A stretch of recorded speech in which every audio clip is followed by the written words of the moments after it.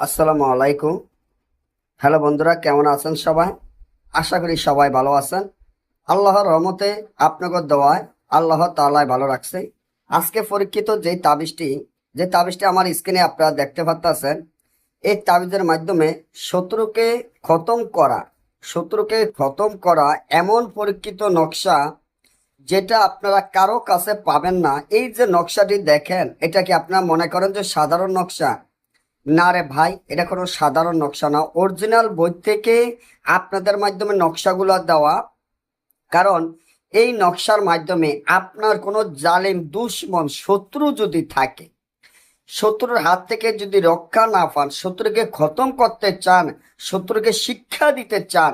কারণ এখনকার দিনে বেশিরভাগ দেখা যায় শত্রু নাই, এমন কোনো মানুষ নাই যে কারো কোনো শত্রু নাই। আর এই শত্রু দিনের পর দিন একটার পর একটা আপনার ক্ষতি করতে থাকবো। শত্রুর জ্বালায় এলাকার মেম্বার, চেয়ারম্যান, থানায় অনেক জায়গায় গেছেন, অনেক তান্ত্রিক কবিরাজার দ্বারাও গেছেন। কেউ আপনার এই কাজটি সফলতা করতে পারে নাই, শত্রুর হাত থেকে আপনাকে রক্ষা করতে পারে নাই। আপনি এখন কি করবেন? খুব দুশ্চিন্তার মধ্যে পড়ে গেছেন। না রে ভাই, দুশ্চিন্তার মধ্যে পড়ার দরকার নাই। আপনাদের ছোট ভাই আছে না?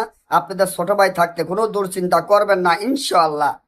আজকে শত্রুকে খতম করা, আজকে এমন ভাবে নিয়ম কারণ বলে দিব, যার মাধ্যমে আপনার শত্রু চিরদিনের জন্য খতম হয়ে যাবে।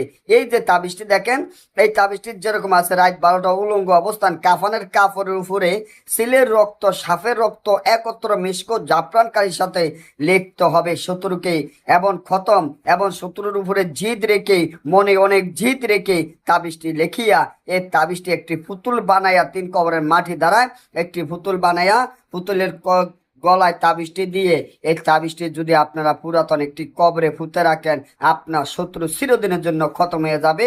এই তাবিজের এই জায়গায় শত্রুর নাম, শত্রুর মায়ের নাম, বাপের নাম লিখে দিবেন। আর যদি না বোঝেন, দেশে এবং দেশের বাইরে থেকে সরাসরি মোবাইলের যোগাযোগের মাধ্যমে যে কোনো